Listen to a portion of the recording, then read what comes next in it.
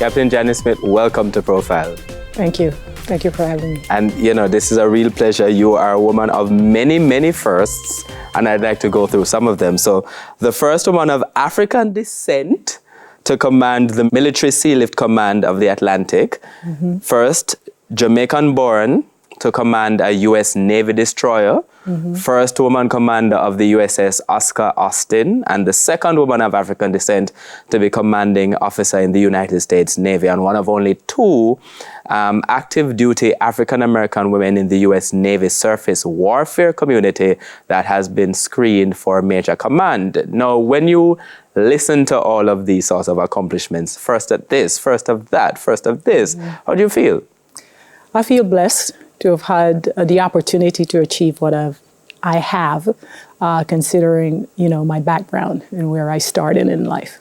No, a lot of us talk a little bit about, first. It's the kind of accomplishment that journalists like to highlight, obviously, because it makes headlines. Yes. From your perspective, at which point did you start to sort of think of it in that way? Or did you always think of it in that way? Yeah, I'm really the first, or were you just... You know what? I never did. People kind of remind me at times of what I've accomplished because, my focus was always on the task at hand, because in my business, you're one action away from things going wrong, right? And when things go wrong in my business, people get hurt, or I damage equipment, or someone get killed. And so I always just focus at the task at hand and never really thought about what I was doing more than just this is my job and this is my career field. So has that changed at all over time? It hasn't changed. It's interesting if I sit and I read my bio because I have to provide it to someone, I'm always surprised that I'm reading about myself, because a lot of times it just seems very surreal. I'm always fascinated by how people's present is informed by their past. Yes. And when you're talking about your background, it's your background in Jamaica, first of all, growing up in Morris Hall in St. Catherine. Let's talk a little bit about what that community was like, because people, first of all, might not know where it is. Yes. So I grew up in Morris Hall District. It's in the northeast region of St. Catherine. And I literally felt like the entire community raised me. That's the type of community that I lived in. I was raised by my grandmother. She was a farmer. My grandfather was around, but he was a very serious, a very stern man. He didn't say much. But, from I was born to the age of 18, when I graduated high school, I lived with my grandmother. So she was my rock, my day-to-day support. And what were the circumstances? Grew up on a farm? So farm, we own quite a bit of land, but, it's up in the hills, right? So not necessarily what people call flat farmland.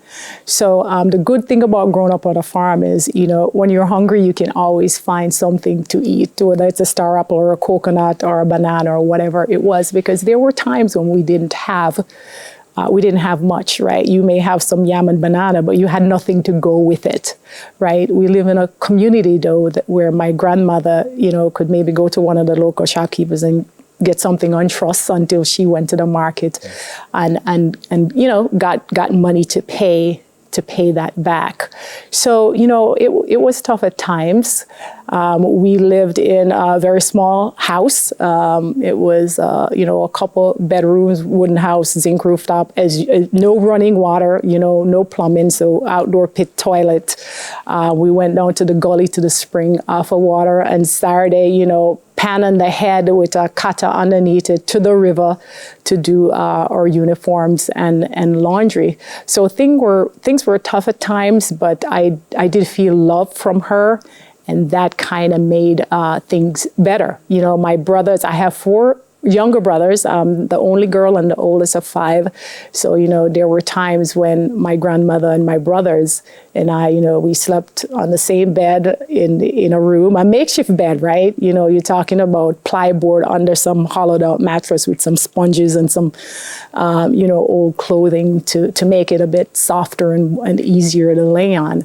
but that was the type of upbringing that I had. That's kind of where I started. But at the same time, you talk about this sort of absolute sense of determination, and I would imagine hard work as well. I'm a farmer's son, and there's one thing that you learn for certain is to work very, very hard. Yes. And your grandmother reinforced this idea of needing to work hard and to accomplish things. And you also credit her a lot in practically every interview that I've read of you, of sort of instilling in you this sort of value for education. Yes. What was she saying? All right. So my grandmother, hardest working woman I know to this day. I mean, she worked as hard as my grandfather and more, because after, climbing the tree and pitching the breadfruit and digging the yam, she came home, she packaged that up.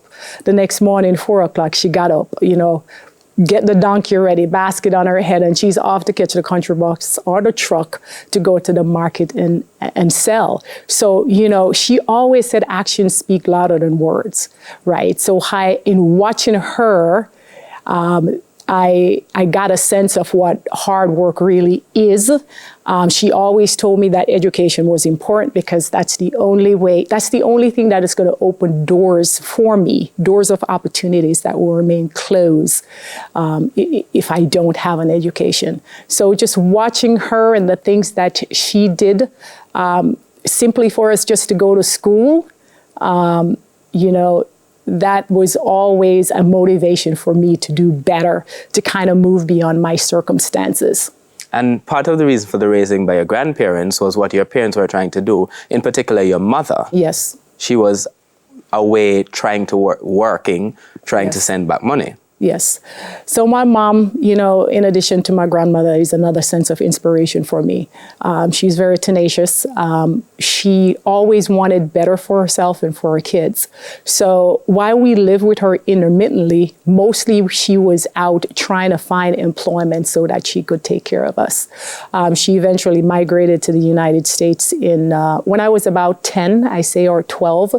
And so, that provided additional opportunities for us. But I mean, it was still tough. There were days when, my brothers and I would walk to the post office in the boiling sun, right? We excited about getting a letter from mom with some money in it.